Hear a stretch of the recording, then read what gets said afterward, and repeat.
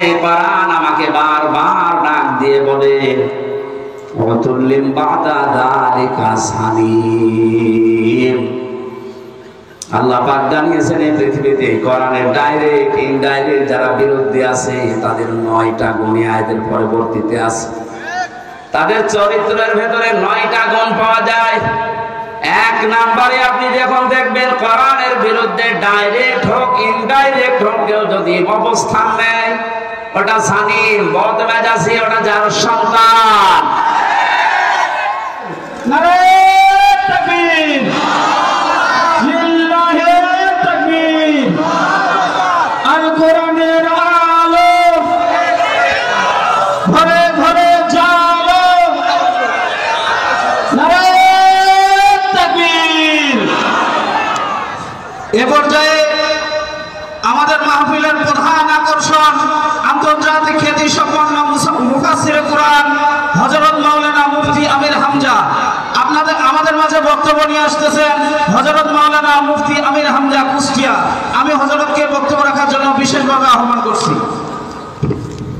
আসসালামু আলাইকুম ওয়া রাহমাতুল্লাহি ওয়া বারাকাতুহু। নাহমাদুহু ওয়া নাস্তাঈনুহু ওয়া নাস্তাগফিরুহু ওয়া নু'মিনু বিহি ওয়া নাতাওয়াক্কালু আলাইহি ওয়া নাউযু বিল্লাহি মিন শুরুরি আনফুসিনা ওয়া মিন সাইয়্যাতি আ'মালিনা। মান ইয়াহদিহিল্লাহু ফালা মুদিল্লা লাহু ওয়া মান ইউদ্লিল ফালা হাদিয়া লাহু।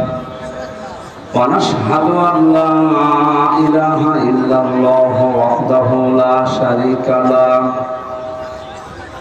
ওয়া আশহাদু আন্না মুহাম্মাদান আবদুহু ওয়া রাসূলুহু আল্লাযী আরসালাহু বিল হাক্কি বাশীরান ওয়া নাযীরান ওয়া দাঈয়ান ইলাল্লাহি বিইذনিহি ওয়া সিরাজাম মুনীরা। فقد قال الله تعالى في كلامه المجيد وبرهانه التوحيد। জবান খুলে পড়েন আউযু বিল্লাহি মিনাশ শাইতানির রাজীম। বিসমিল্লাহির রহমানির রহিম। ওয়াসারি'উ ইলা মাগফিরাতিম মির রাব্বিকুম ওয়া জান্নাতিন আরদুহা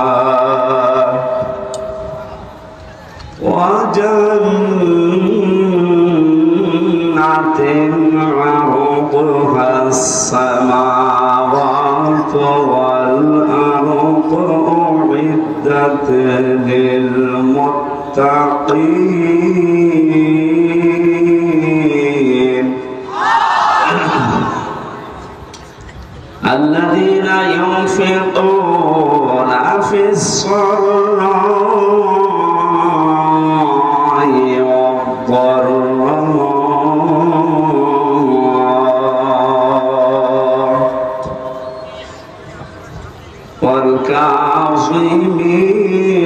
والكاظمين الغيظ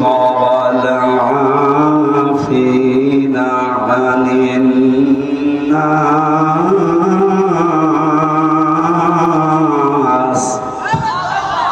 والله يحب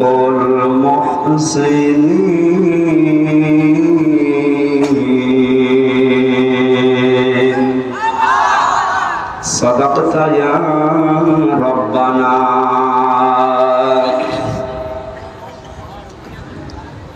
عن أبي هريرة رضي الله تعالى عنه قال قال النبي صلى الله عليه وسلم من قرأ القرآن فاستظهره فحل حلاله وحرم حرامه أدخله الله الجنة وشفعه في 10 من أهل بيته كلهم قد وجبت لهم النار رواه الترمذي وقال تعالى بلسان رسوله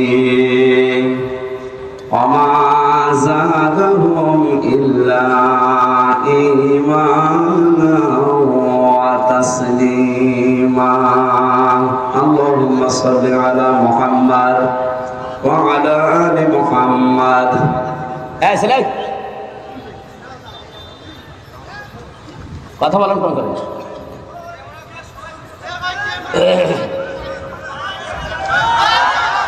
كما صليت على إبراهيم وعلى آل إبراهيم إنك حميد مجيد اللهم بارك على محمد وعلى آل محمد كما باركت على إبراهيم وعلى آل إبراهيم إنك حميد مجيد الحمد لله দিনাজপুর জেলার সদর থানার অন্তর্গত গাবুড়া বটতলা বাজার সংলগ্ন ময়দানে রাজারামপুরের গামার প্রাঙ্গণে যুব সমাজের উদ্যোগে 18তম বাৎসরিক 2 দিন ব্যাপী ঐতিহাসিক তাফসীরুল কোরআন মাহফিলের সমাপনী রজনীর স্বনামধন্য সভাপতি ইসলামিক চিন্তাবিদ শিক্ষাবিদ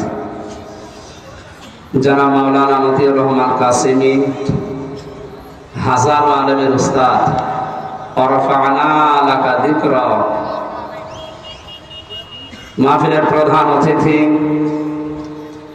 4 নম্বর শেখপুরা ইউনিয়ন পরিষদের সম্মানিত চেয়ারম্যান আমাদের অভিভাবক জনাব মমিনুল ইসলাম এতক্ষণ যারা আলোচনা রাখলেন আপনাদের এলাকার সন্তান জনাব মাওলানা হারুনুর রশিদ অধিমান তরুণ বক্তা মাওলানা বখতিয়ার আলী সিহাব আমন্ত্রিত অতিথি যারা এসেছেন বিশেষ করে আলহাজ মনিরউদ্দিন আহমেদ জনাব আমিনুল ইসলাম জনাব রাকিবুল ইসলাম লাফিজুর রহমান সহ নাম না জানা অন্যান্য সম্মানিত ব্যক্তিবর্গ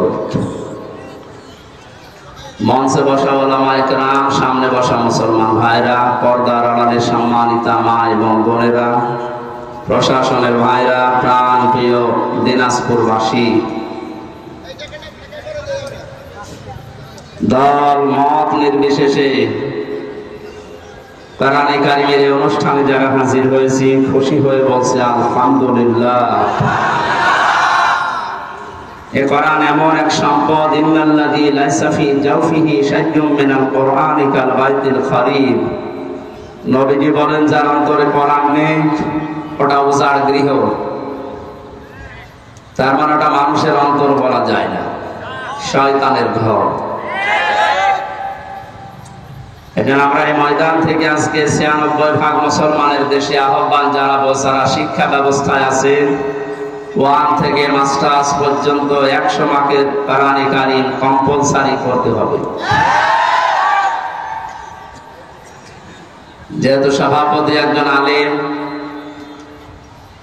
তাকে সামনে নিয়ে বলছি বিশ্ব নবীকে যেদিন আল্লাহ নবুয়ত দান করে 3 বার জিবরাইল তাকে বুকে চেপে ধরেছিলেন তিনি কিন্তু পড়েন বারবার বলেছিলেন ইকরা ইকরা ইকরা উনি বলেছেন মা আনা বিতারি পড়তে জানি না কি পড়ব পড়তে জানি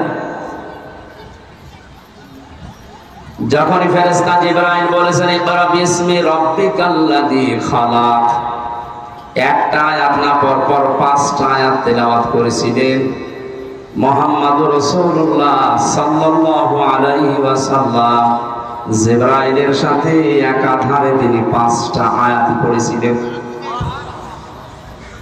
বুখারী শরীফের হাদিসের ব্যাখ্যায় আমি দেখেছি জিবরিল জিজ্ঞাসা করলেন এতক্ষণ আপনি পড়লেন না কেন নবীজি বলেন ইয়া আখি জিবরাইল হে ভাই জিবরাইল বারবার আপনি বলছিলেন ইকরা ইকরা ইকরা পড়ে পড়ে পড়ে তাম কি পড়ব কি পড়বো কি সেটা তো বলেননি আপনি চতুর্থবার যখন বলেছিলেন বিসমি রাব্বিকা রবের নামে পড়েন আমি কিন্তু একটু দেরি করি না আমি আরম্ভ করেছি আপনার সাথে আর একটা দুইটা না 5টা সেন্টেন্স আমি পড়েছি বলেন সুবহানাল্লাহ এটা দিয়ে ওই দিন জিবরাইল সহ কিয়ামত পর্যন্ত নবীজির উম্মত যারা আসবে তাদেরকে তিনি শিক্ষা দিতে চেয়েছিলেন, আমার উম্মত যারা আসবে দুনিয়ায় তারা রব ছাড়া অন্য নামে পড়তে পারে না।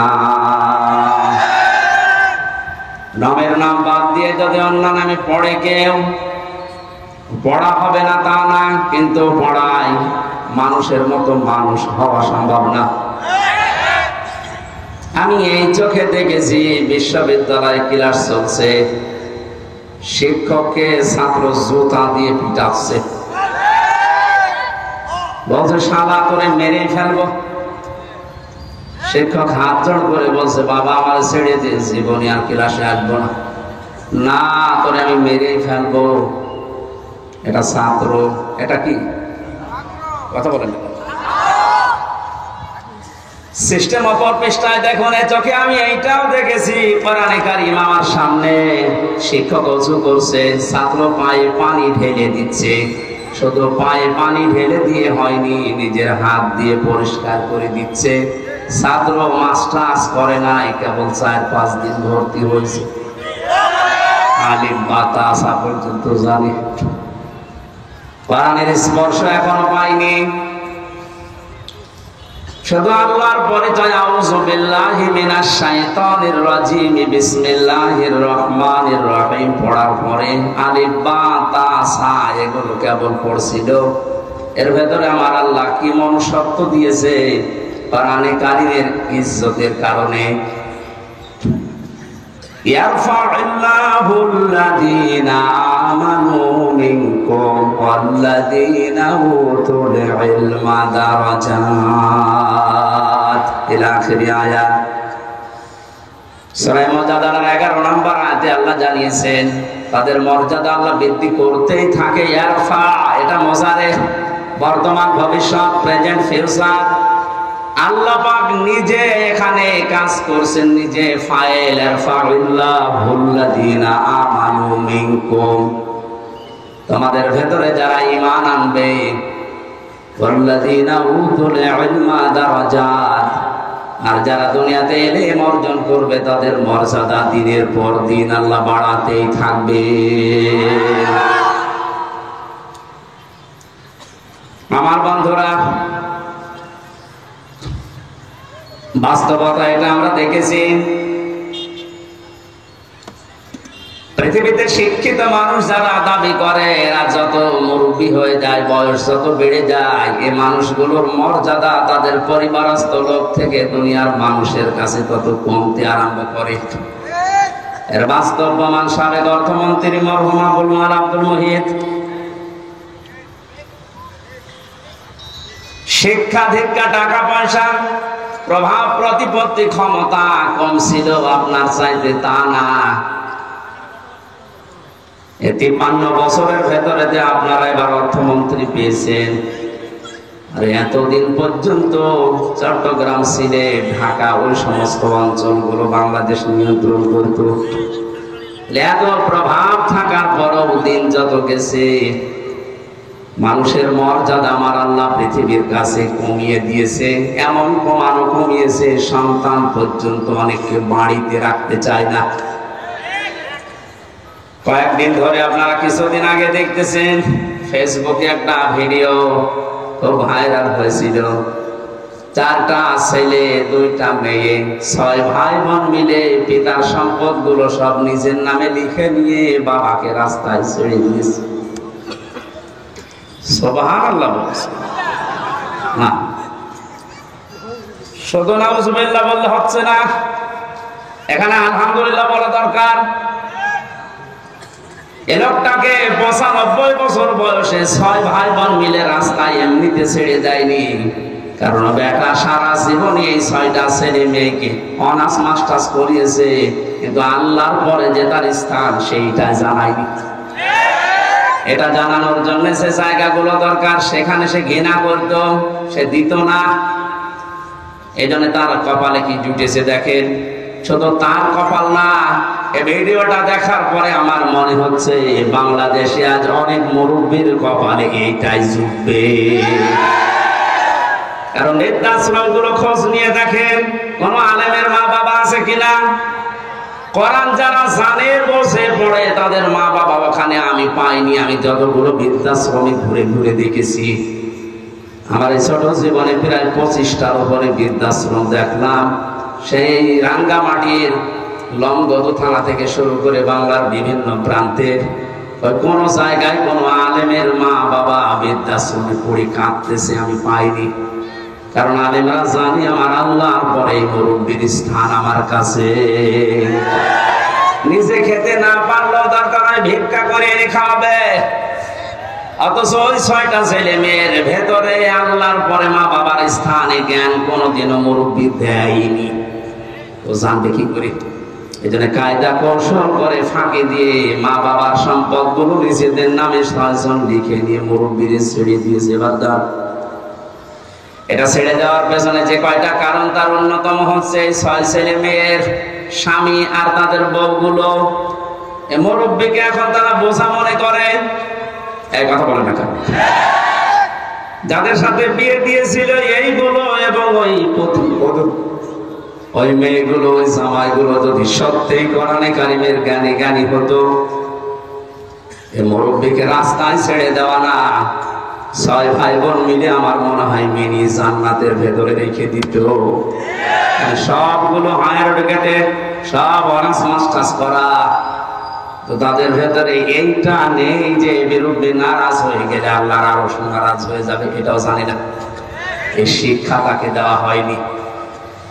এখানে আহ্বান জানাচ্ছি হাদিসের আলোকে, যার ভেতরে কোরআন নেই ওটা যেহেতু উজাড় ঘর হয়ে যায়, শয়তানের ঘর। 96% মুসলমানের দেশে আমরা এরকম ঘরের অন্তর নিয়ে বাঁচতে চাই না, আমরা মানুষের অন্তর নিয়ে বাঁচতে চাই। নবীজি যেহেতু নবুয়ত পাওয়ার পরেই আল্লাহর নাম ছাড়া পড়তে রাজি হননি, আমাদের ছেলে মেয়ে প্রজন্ম যারা আসবে তারা আল্লাহর নাম ছাড়া পড়বে না। এরা যদি মনে করেন রাজনীতি কোন দলের কথা, অপেক্ষা করেন কয়েকদিন পর ওই মুরব্বীর মতো আপনারও বাড়ি থেকে বের করে দেবে। কারণ আপনার ছেলে মেয়ে তো জানেন যে আপনি কি, আল্লাহর পরে যে আপনার স্থান ওরা তো জানেই না। এজন্যই তো বারবার আহ্বান জানাচ্ছে যারা দায়িত্বে আছেন শিক্ষা ব্যবস্থায়, 1 থেকে মাস্টার্স পর্যন্ত 100 মার্কের কোরআনে কারীম কম্পালসারি করে দেন।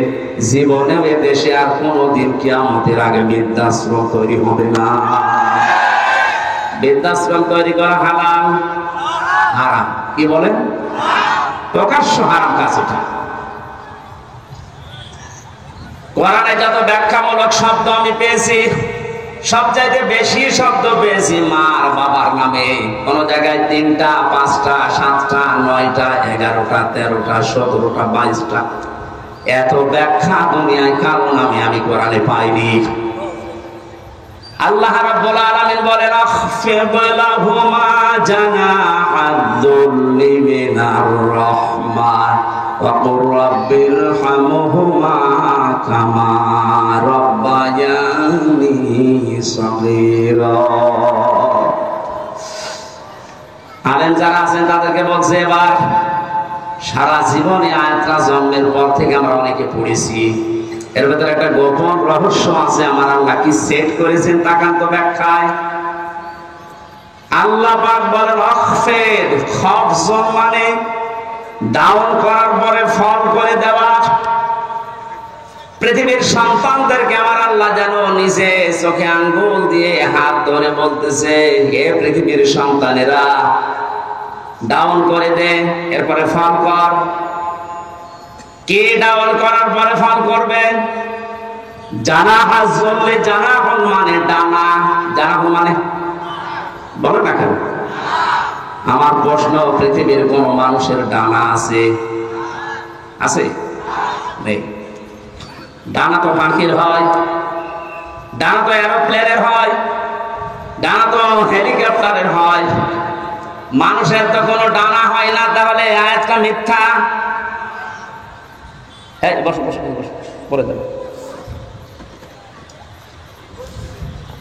আল্লাহ এমন উদাহরণ সেট করলেন কেন যেটা বাস্তবের সাথে মিলছে না? তাহলে কোরআনে ভুল পাওয়া গেল না, মানে আপনার মিলিয়ে দেওয়া লাগবে। আসেন আল্লাহ পাক পাখির ডানা হাওলাত করে নিয়ে এসে আমারে লাগিয়ে দিয়েছে হামজা। এই যে লাগিয়ে দিলাম, জানা হাজ্জুল মিনার রহমা, তোর ডানার যত রহমতের বিষয়গুলো আছে সব মা বাবার জন্য ডাউন করবি, এরপরে ফল করে দিবি। আর এরোপ্লেন থেকে হেলিকপ্টার থেকে ডানা নিয়ে এসে লাগালেন না কেন? পাখির ডানা দিলেন। কারণ হেলিকপ্টারের ডানা ডাউন করার পরে ফল করলে আর উঠবে না। 2 নাম্বার, এই ডানার ভেতরে এমন শক্ত কিছু ধাতু দেওয়া আছে যেটা কোমল হওয়া, নরম হওয়া, সফট হওয়া কখনো সম্ভব না। কিন্তু পাখির ডানা আল্লাহ হাওলাত করেছিলেন এই কারণে, কারণ এর ভেতরে এমন কিছু পর আছে, পালক আছে যেটা সফট, নরম, কোমল। এমন একটা অবস্থা তৈরি হয় একটার সাথে আর একটা লাগলে, সিল যদি ছৌ মারে বাচ্চাগুলো, তখন মায়ের ওই ডানার নিচে যাওয়ার পরে একটা কিচির মিচির শব্দ করে। বাংলাতে ওই শব্দকে বলা হয় অনির্বচন সুখ। কি বললাম? একটা অনির্বচন সুখ বাচ্চারা অনুভব করেন। আল্লাহ পাক ঠিক যেন পাখির এই বাচ্চাদের মতো আপনার মার বাবা যতদিন আপনি বেঁচে আছেন আপনাকে বোঝাতে চেয়েছে, হামজা তোর মা বাবা যতদিন দুনিয়ায় আছে তারা যেন এই পাখির বাচ্চার মতো একটা সুখ তোর আন্ডারে থেকে পায়। তারা যেন মনে করে আবার হামজা বেঁচে থাকতে অন্তত আমাদের আর কোনো ঝামেলা নেই, আর কোনো চিন্তা নেই আমাদের। দিনাজপুরবাসী মন থেকে বলেন তো, আমাদের মা বাবা যারা দুনিয়ায় আছে এরা কি এই মনে করতে পারছে? 24 ঘন্টায় অনেকের মুরব্বীরা চিন্তায় থাকে, না জানি কখন ভাত বন্ধ করে দেয়। হ্যাঁ, এইসব রংপুরের এলাকার মানুষ সহজ সরল, তো এই জন্য কিছু টের পাচ্ছেন না।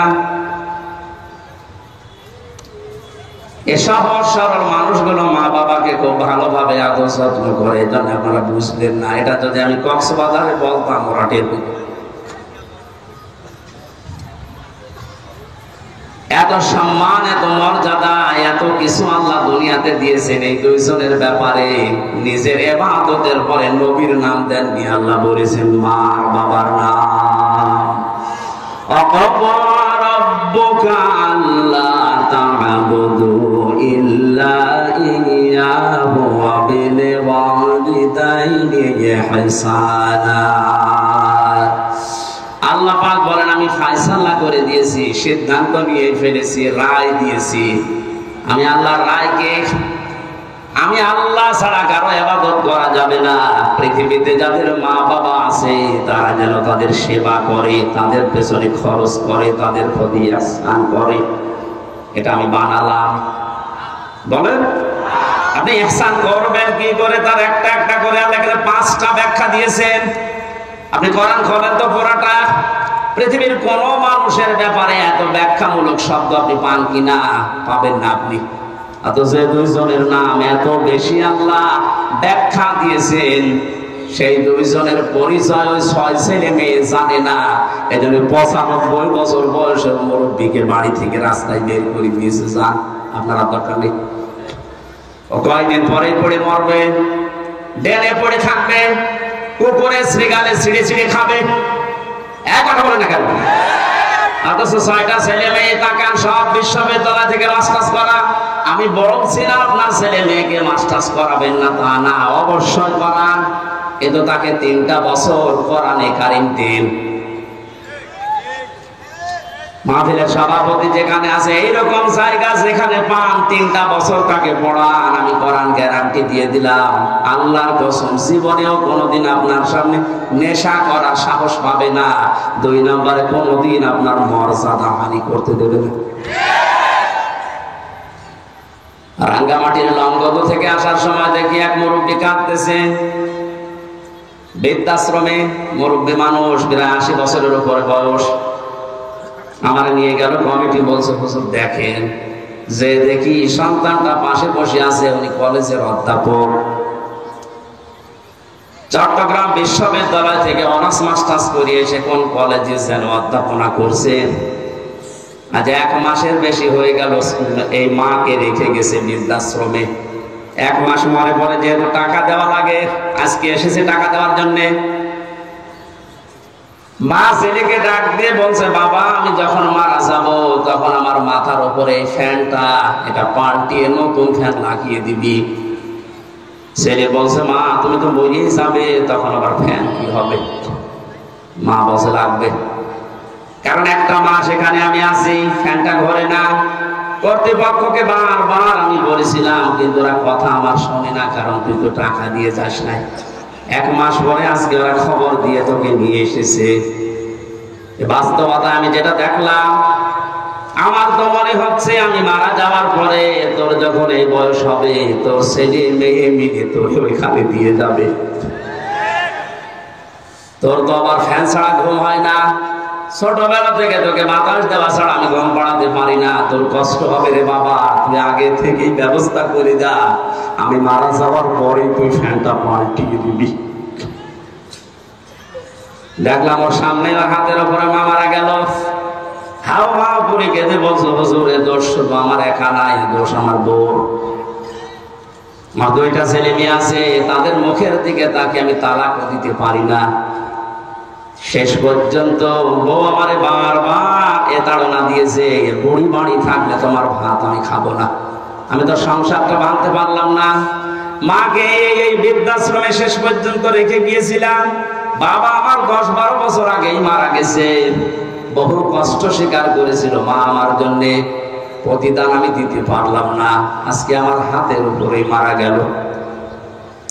দিনাজপুর মাসি, বান্দরবন রাঙ্গামাটি, লঙ্গবসুর ওই মুরব্বী না। আমার মনে হয় অনেক মানুষ এখন দিনাজপুর ওই রকম অবস্থায় আছে।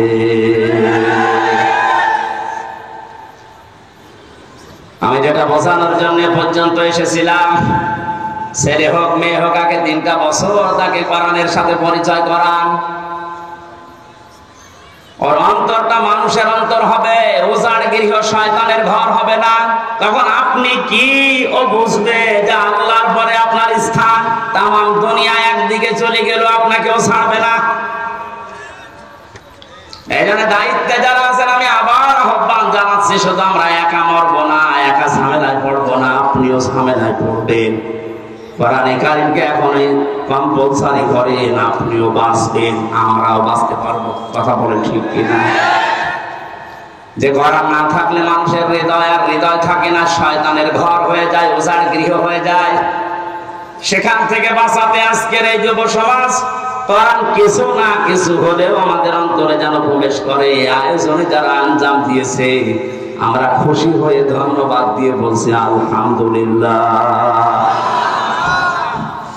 নবীজি জানিয়েছেন, মান ক্বারাআল কুরআনা, যে ব্যক্তি কোরআন পড়ে, এইদিকে তাকান, মান ক্বারাআল কুরআনা, যে ব্যক্তি কোরআন পড়ে, ফাস্তাযহারাহু, এবং একে ইজহার করার চেষ্টা করে। ইজহার মানে, ইজহার শব্দের শাব্দিক অর্থ 99টা। ইজহার মানে স্পষ্ট করা, ইজহার মানে প্রকাশ করা, ইজহার মানে দাঁড় করানো, ইজহার মানে প্রতিষ্ঠিত করা, ইজহার মানে কায়েম করা। সবগুলো অর্থ একটা একটা করে অভিধানে মিলান আপনি পেয়ে যাবেন। সুতরাং যে ব্যক্তি কোরআন পড়বে এবং কোরআনকে কায়েম করার জন্য চেষ্টা চালাবে, কেন আল্লাহর নবী ফাস্তাযহারাহু দিলেন? নবীজি তো আমাদের মতো বাসাল ছিলেন, আন্দাজে বলতেন নাকি? ওনার প্রতিটি কথার ভেতরে কোনো না কিছু লুকিয়ে আছে। এর পরের শব্দের দিকে তাকান, ফাহাল্লা হালালাহু ওয়া হারামা হারামাহু। এই যে ফা দিয়েছেন মাঝখানে, আগের 2টা শব্দ বলার পরে ফা দিয়ে বাক্য আরম্ভ করলেন কেন? হালাল হারামের কথা এখানে বলার কথা ছিল না। কোরআনকে ইজহার করার পরেই তিনি ফাহাল্লা হালালাহু ওয়া হারামা হারামাহু দিয়েছেন এই কারণে। কারণ কোরআন যদি প্রতিষ্ঠিত না থাকে, কোরআন যদি কায়েম না থাকে ব্যক্তি, পরিবার, সমাজ, রাষ্ট্রে, তাহলে ওই দেশে বসবাস করে এমন হালাল জিনিস আছে, হালাল যারা করে মানা যায় না। এটা তো বাংলাদেশে নেই। আমার কথা কি বুঝতেছেন? কোরআন যদি ইজহার না থাকে, কায়েম না থাকে, হারামকে হারাম জানার পরও ছেড়ে দেওয়া যায় না, এমন জায়গা দেশে আছে। এবার শব্দের দিকে খেয়াল করেন, মান করাল কোরআনা, শব্দটা করা দিয়েছেন। ওরা কোরআন শরীফ পড়ে আমি পেয়েছি, কোরআন পড়ার ব্যাপারে যত শব্দ, তিনটা শব্দ সবচাইতে বেশি। করা, রাতালা, তালাওয়াত, কয়টা? অবিধান দেখেন, এই তিনটা শব্দের শাব্দিক অর্থের ভেতরে চারটা শর্ত আছে। যে ব্যক্তি কোরআন পড়তে চায় তাকে শুদ্ধ করে পড়া লাগবে। যে ব্যক্তি কোরআন পড়তে চায় কোরআনকে তাকে বুঝতে হবে। আমি নাম নিলাম না, একজন মনে করেন এখানে আছে তার বাবা মারা গেছে, সভাপতি সহ আমার মতো আরো 5 জনকে নিয়ে বলছে হুজুর কোরআন খতম করে দেন। ওরা কোরআন খতম করে ফেললাম, উনি আমাদেরকে খাবার দাবার হাদিয়া তোফা সম্মান দিয়ে বিদায় করবে না করবে না? বলে না কেন? ওরা কোরআন শরীফ শেষ করে হাদিয়া তোফা দিয়েছে, খাবার দাবার দিয়ে সম্মান দিয়ে বিদায় দেবে। হঠাৎ করে যদি মাহতামি সাহেব বলে হুজুর ওই ভাইকে ডাকেন তো, আপনাকে বাড়িওয়ালা ডাক দিয়ে যদি বলি যে পড়া কোরআন শরীফ আমরা খতম করে ফেললাম, কিছু বুঝেছে? উনি বলতে পারবে? যেহেতু আরবি ভাষায় পড়েছি, মাতৃভাষা আমাদের আরবি না, আপনি বোঝেননি। এবার একটা মাত্র আয়াত আপনাকে আমরা আরবিতে পড়ার পরে একটু বাংলায় শোনাবো, তারপরে আপনি হাদিয়া দেবেন, খাবার দেবেন, বিদায় করবেন। যা করেন আরো বেশি করে করেন। ওনার সামনে আরবি আয়াতটা তেলাওয়াত করেছে সুর দিয়ে, ফাহাল্লা হালালাহু ওয়া হারামা হারামা ওয়া হাল্লাল্লাহুল বাইআ ওয়া হারামার রিবা। এখনো পর্যন্ত উনি বুঝেছে? বলেন বাংলায় যদি এবার বলি, এটা আল্লাহ জানাতে চেয়েছেন ব্যবসা তোমাদের জন্য হালাল আর সুদ হারাম। আপনি তো এতক্ষণ পর্যন্ত বাবা মরে গেছে এই জন্য আমাদেরকে পড়া কোরআন খতম করালেন, কিন্তু আপনি তো সুদ খান। এবার যা টাকা দিয়েছিল, খাবার দিয়েছিল, সব পিটিয়ে বের করবে। এটা বলছেন এখানে। আর সম্মান এতক্ষণ যা দিয়েছিল বলে কি আপনি আমার গোপন জায়গায় হাত দিলেন, টাকা আপনাকে দিচ্ছি দাঁড়া। যেহেতু আমাদের মাতৃভাষা আরবি নাই, জন্য আমরা হয়তো বুঝি নাই। গালি দিলে অনেকে মনে করে হলো দোয়া করছে। এই শব্দটাই আবু জেহেল আবু লাহাবের সামনে যখন নবীজি পড়তেন, ওরা সুদের মহাজন ছিল, কি ছিল? ওরা বুঝে ফেলেছে যে মোহাম্মদ কি বলতে চায়। তখন আর বাংলা, ইংরেজি, আরবি, ফার্সি, উর্দুতে ব্যাখ্যা করা লাগতো না। আরবি পড়লেই ওরা বুঝতো, কারণ ওদের মাতৃভাষায় আরবি। বাস্তবে বাংলাদেশে এমন অনেক জায়গা আছে হালালকে হালাল জানার পর হারামকে হারাম জানার পরেও মানা যায় না। কোরআন যেহেতু এজহার নেই, এজন্য আমরা মুসিবতে আছি। কারণ মানুষ যদি কোরআন পড়ে এবং কোরআনকে বোঝে, যতটুকু বুঝবে তার উপরে ততটুকু বাস্তবে মেনে চলার চেষ্টা চালাবে। সাহাবায়ে কেরামের 2 পারা 3 পারা পড়তে সারা জীবন লেগে যেত। সূরা নাস আর ফালাক পড়তে হযরত ওমরের 11 দিন লেগেছিল তার জীবনকে পেয়েছি। অথচ আমারে পড়তে দেন সূরা নাস আর ফালাক আমি 3 মিনিটে শেষ করে ফেলব। তাহলে হযরত ওমর মনে হয় পড়তে পারতেন না, তাই তার এত সময় লাগলো কোন কারণে? যে আয়াত পড়তেন ওইটা তার প্র্যাকটিক্যাল লাইফে মিলাতেন। কুল আউযু বিরাব্বিন নাস। আল্লাহ পাক বলেন নবী আপনি বলুন আমি আশ্রয় চাই মানুষের রবের কাছে। এখন রব কি? রবের অর্থ প্রধানত 19টা। উনি 19টা বিষয় নিজের জীবনে মিলিয়ে দেখতেন। রব মানে আইনদাতা, রব মানে প্রতিপালক, রব মানে উকিল, রব মানে এরকম যত আছে মিলাতেন। দেখি আমার জীবনে মেলে কিনা। যখন দেখতে রব মানে আইনদাতা, আমার জীবনে আল্লাহর আইন আমি যতটুকু সামর্থ্য আমি মানতে পারছি। রব আমার রিজিক দাতা, আমি আল্লাহ বাদে অন্য কাউকে রিজিকের উপরে ভরসা করি না, মানিও না। একটা একটা করে 19টা মিলিয়ে ফেলতেন। তখন বলতেন পরবর্তী আয়াত দেন মালিকিন নাস। আমরাও তো কোরআন এইভাবে পড়ি। 11টা আয়াত পড়তে 11 দিন সময় লেগে যেত এইভাবে মিলাতে। আর আমাদের এক খতম করতে দেবেন 11 ঘন্টায় পুরো কোরআন পড়ে শেষ করে আর এক খতম শুরু হবে। এখানে কোরআন ব্যাখ্যায় আমি যতগুলো অর্থ পেয়েছি, অভিধানে 4টা শর্ত সব জায়গায় লেখা আছে। কেউ যদি কোরআন পড়তে চায় সে যেন শুদ্ধ করে পড়ে। ওয়ারাতিলিল কোরআন তারতিলা, এই নির্দেশ কার? আরো জোরে বলেন। 2 নাম্বার, কোরআন শুধু পড়লে হবে না, আফালা ইয়াতাদাব্বারুনাল কোরআন। কি হয়েছে তোদের? কোরআন নিয়ে কেন চিন্তা ভাবনা করো না? যে না বুঝলে আপনি চিন্তা করবেন কি দিয়ে? 3 নাম্বার, এটা আপনার প্র্যাকটিক্যাল লাইফে আপনি মিলাবেন, বোঝার চেষ্টা চালাবেন। 4 নাম্বারে, যতটুকু বুঝেছেন এটা যেন মানুষ মানতে পারে সেই ব্যবস্থা করে দেবেন। এই 4টা শর্তের নাম হচ্ছে কোরআন। 4টার নাম কি? এভাবে যারা কোরআন পড়বে, আল্লাহ পাক বলেন আল্লাযীনা আতাইনাহুমুল কিতাবা ইয়াতলুনাহু হাক্কা তিলাওয়াতি, আমি যাদের কিতাব দিয়েছি তারা এর হক আদায় করে, তার মানে 4টা শর্ত মেনে পড়ে। উলাইকা ইউমিনুনা বি, এই মানুষগুলো আমার কোরআনে বিশ্বাসী। বলেন সুবহানাল্লাহ। ওয়া মান ইয়াকফুর বিহি ফাউলাইকা হুমুল খাসিরুন, এই 4টা শর্ত মেনে যারা আমার কোরআন পড়ে না, ওরা কোরআনে বিশ্বাসী নয়, এরা জীবনে ক্ষতিগ্রস্ত হবে। এটা আমি বানালাম। বলেন।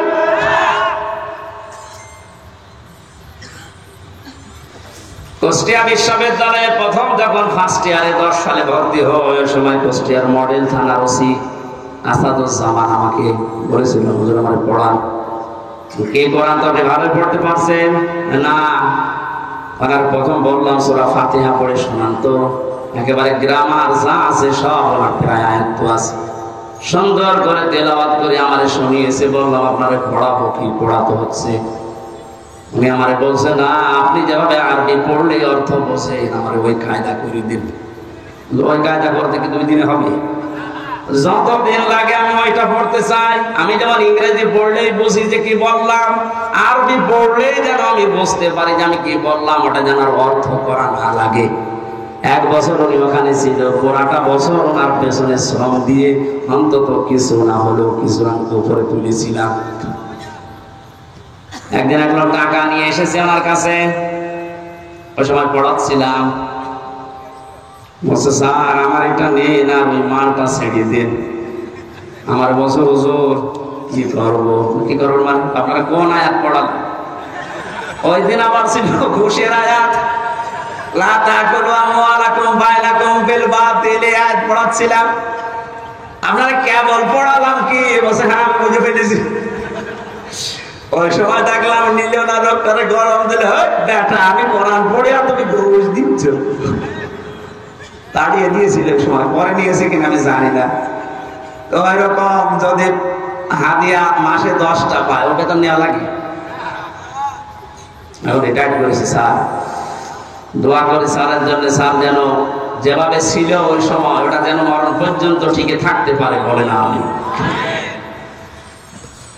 আমার ভাইরা, আমি যেটা বোঝাতে চাচ্ছিলাম, কোরআনে কারীম যারা এই 4টা শর্ত মেনে পড়ে আর একে ইজহার করার জন্য দুনিয়ায় চেষ্টা চালায়, কায়েম করা, প্রকাশ করা, প্রতিষ্ঠিত করা, স্পষ্ট করা, দাঁড় করানো, এটা যদি দাঁড় হয়ে যায় আপনি বাধ্য হবেন হালালকে হালাল জানার পরে মেনে নিতে।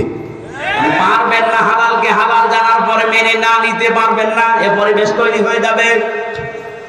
কারণ জনগণের ভেতরে যখন কোরআনে কারীম প্রতিষ্ঠিত থাকবে, আপনি বাদশাহ, আপনি মন্ত্রী, আপনি মেয়র, যত বড় দায়িত্বে থাকেন না কেন, যারা আপনার আন্ডারে থাকবে ওদের বুকে এমন সাহস তৈরি হবে, সামনে থেকে প্রতিবাদ করবে। আপনি দাঁড়ান। হযরত ওমরের জামানায় যেহেতু কোরআনে ঝাঁ ছিল, বক্তব্য দিচ্ছিলেন মসজিদে নববীতে, এক সাহাবী উঠে বললেন, খলিফাতুল মুসলিমিন, আমিরুল মুমিনিন, আপনার বয়ান বক্তব্য বন্ধ করে কেন? প্রত্যেকে রাষ্ট্রীয় কাপড় পেয়েছে একটা একটা করে, সেই হিসাবে তো আপনিও একটা পাবেন। আপনার শরীরের ভেতরে ডবল কাপড় দেখা যায়, অবশ্যই আপনি একটা বেশি আত্মসাৎ করেছেন। আমার মনে হয় কোন চেয়ারম্যান না, কোন মেম্বার না, মেম্বারের চান্স আছে এটা। ওর সামনেও যদি কেউ এরকম প্রতিবাদ করে যে কাবি খা, ওইটা কই, পরে 10 বছর জেল খাটা লাগবে। আর সরাসরি প্রেসিডেন্টের সামনে দাঁড়িয়ে প্রতিবাদ করছে সাধারণ একজন মানুষ। হযরত ওমর ওই বয়ান বন্ধ করে দিয়েই বললেন, আল্লাহর নবীর সাহাবীরা, ঠিক আছে আমি ওর জবাবটা আগে দিয়ে নেই, আমি নিজে দেব নাকি আমার সামনের কাতারে আমার ছেলে আব্দুল্লাহ আছে ও দেবে? হযরত আব্দুল্লাহ উঠে বললেন, বন্ধুরা প্রত্যেকেই একটা একটা করে কাপড় পেয়েছে, আমিও একটা পেয়েছিলাম, আমার বাবাও একটা পেয়েছে। যেহেতু বাবাকে মাঝে মাঝে বিদেশি প্রতিনিধি দলের সাথে সাক্ষাৎ করা লাগে, জুমার দিন নামাজ আদায় করানো লাগে কেন্দ্রীয় মসজিদে, ঈদের সময় নামাজ পড়ানো লাগে, বাবার এইরকম জামা নেই, এজন্য আমার কাপড়টাও বাবাকে দিয়েছি। 2টা কাপড় মিলে বাবা আমার কাপড় তৈরি করেছে। কারণ যদি ছাড় থাকে, কায়েম থাকে, ও দেশে আপনি উল্টা পাল্টা করে নিজে বাঁচতে পারবেন না, আপনাকে বাধ্য করবে কোরআন। এই ফাস্তা সাহারাহুর ব্যাখ্যায় আমি টিকার ভেতরে পেয়েছি, খলিফাতুল মুসলিমিন হযরত ওমর রাষ্ট্রের দায়িত্ব পালন করে এশার নামাজের পরে বাড়িতে আসলেন। বারান্দার দিকে তাকিয়ে দেখলেন একটা লাশ, শিশু বাচ্চা 12টা টুকরা করে কে যেন রেখে গেছে। চিন্তায় পড়ে গেলেন, ডাক দিয়ে বলে, আমার দেশে কোরআনের বিচার চলছে, আর আমার ঘরের বারান্দা একটা মাসুম বাচ্চাকে 12 টুকরা করে কে রেখেছে, এর বিচার না হওয়া পর্যন্ত আমার নিস্তার নেই। তদন্ত কমিটি গঠন করলেন, 3 দিনের ভেতরে রিপোর্ট দেবে। মানুষ পায় না, রিপোর্ট দেবে কি? হযরত ওমরের চিন্তায় খাওয়া দাওয়া বন্ধ হয়ে গেছে। কি হয়ে গেল? আমার দেশে একটা অবৈধভাবে মানুষ মারা গেল, তো একটা নিষ্পাপ মানুষ, আমি কিছুই করতে পারলাম না এতক্ষণ পর্যন্ত। পৃথিবীতে মুসলমান 57টা দেশ, এখন প্রতিটি রাষ্ট্রের যারা দায়িত্বে আছে, আমাদের দেশে যেমন 1634 জন মানুষ আছে। এদের যদি অনুভূতি, এদের যদি আকল হযরত ওমরের মতো এভাবে কাজ করতো যে আমার দেশে আমি আছি দায়িত্বে, আর বিনা কারণে অবৈধভাবে একটা লাশ পড়ে গেল, আমি কিছুই করতে পারলাম না, কিয়ামতের আগে এই দেশে অবৈধ কোনো লাশ কোনো জায়গায় পড়ে থাকতো না।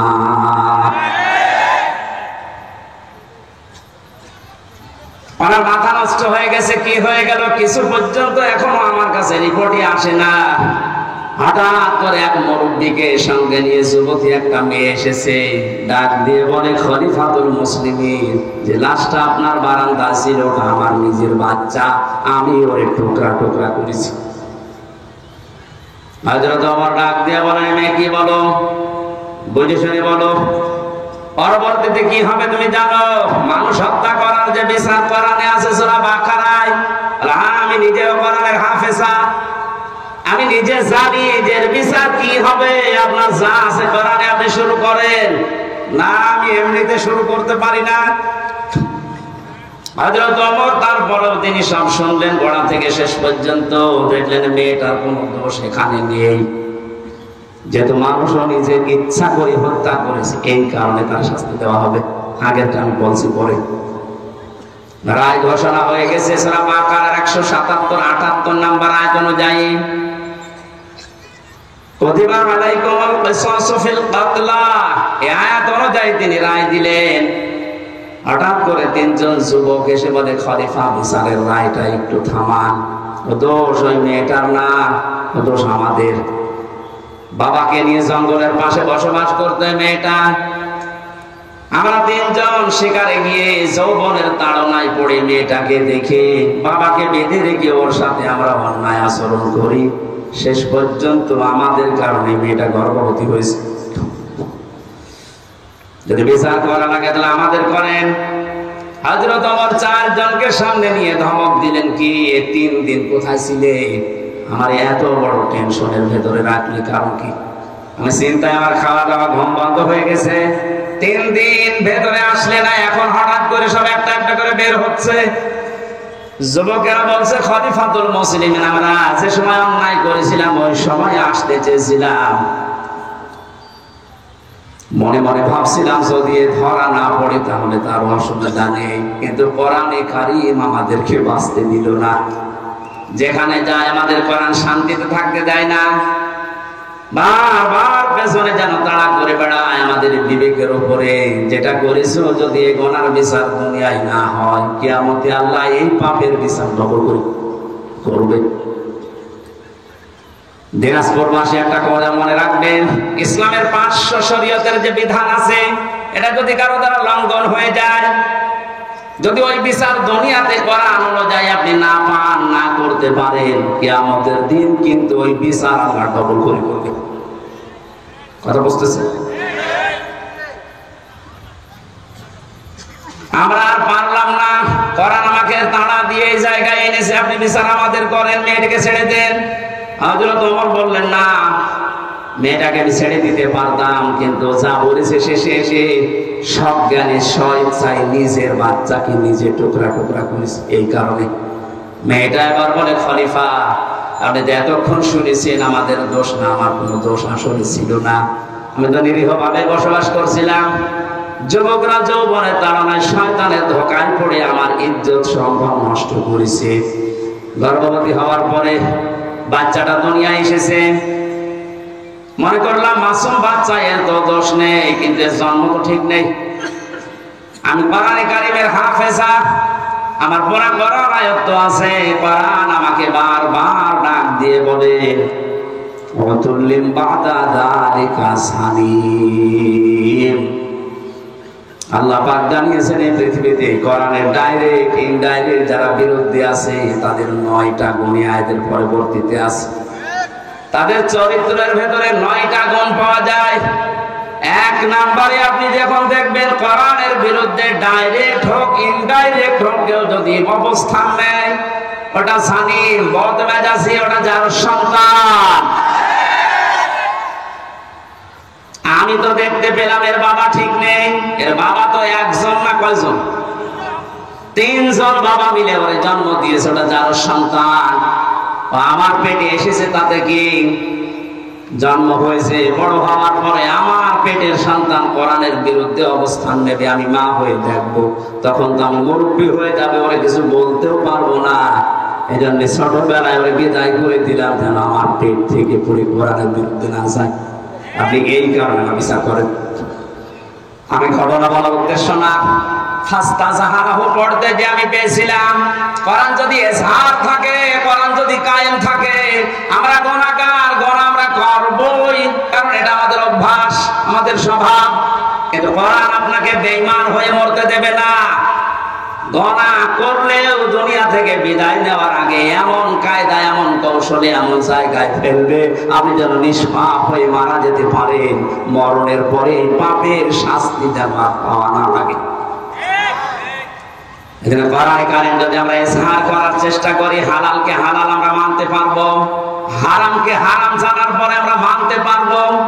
আর যদি ইজহার না থাকে, আপনি যত সুফিগিরি করেন, এই যে টুপিটা মাথায় দিয়েছি মনে করছেন অনেক সুন্দর লাগছে দেখতে, এর ভেতরে সুদ আছে।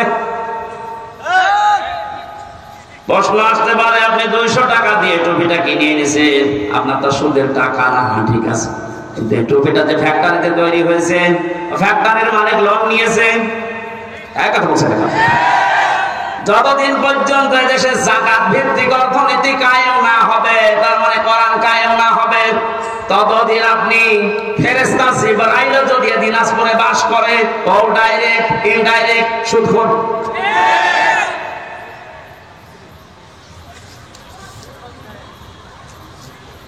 কোরআন যে পড়ে, কোরআনকে দাঁড় করানোর জন্য চেষ্টা চালাবে, আর হালালকে হালাল জানার পরে মেনে নেবে, হারামকে হারাম জানার পরে মেনে নেবে। আল্লাহর নবী বলেন, আদখালাহুল্লাহুল জান্নাহ, আল্লাহ তাকে জান্নাতে দিয়েছে না দেবে না। আপনি আলেম, এখানে বসে আছেন আলেমেরা, আদখালাহুল্লাহুল জান্নাহ, আল্লাহ তাকে জান্নাতে দিয়েছে না দেবে? দিয়েছে। আদখালা ইয়াদখুলু, এটা মাসির সিগা, অতীতের শব্দ নবীজি কেন দিয়েছেন? তার মানে সত্যি যদি কেউ কোরআন ওই 4টা শর্ত মেনে পড়তে পারে আর কোরআনকে ঝাড় করার জন্য, দাঁড় করানো, প্রতিষ্ঠা করার জন্য সারা জীবন চেষ্টা চালায়, হালালকে হালাল জেনে হারাম হারাম মনে করে যদি ছেড়ে দিতে পারে, ও যেন বিশ্বাস করে নেয় আল্লাহ তাকে জান্নাতে দিয়ে দিয়েছে। বাড়ি যাওয়ার পরে খেয়ে দিয়ে সুবহানাল্লাহ বলবেন। কি বললাম আপনি টের পাচ্ছেন? শুধু এতটুকু নবীজি শেষ করেননি, আশাফারাহু ফি আশারাতিন মিন আহলি বাইতিহি কুল্লুহুম ক্বাদ ওয়াজাবাত লাহুন নার। তার ব্যাপারে এমন 10 জনের পক্ষে সুপারিশ গ্রহণ করার ক্ষমতা আল্লাহ তাকে দেবেন, তার পরিবারস্থ লোকদের ভেতর থেকে যাদের উপরে জাহান্নাম ওয়াজিব হয়ে গিয়েছিল। এই যে সম্মানটা এই কোরআনের কারণে, কিসের কারণে? এই কোরআন শোনার জন্য, বোঝার জন্য, আমল করার নিয়তে যারা বসে আছি, আমরা সেই কোরআন কারীম থেকে আরম্ভ করছি তাফসীর আকারে সূরা আলে ইমরানের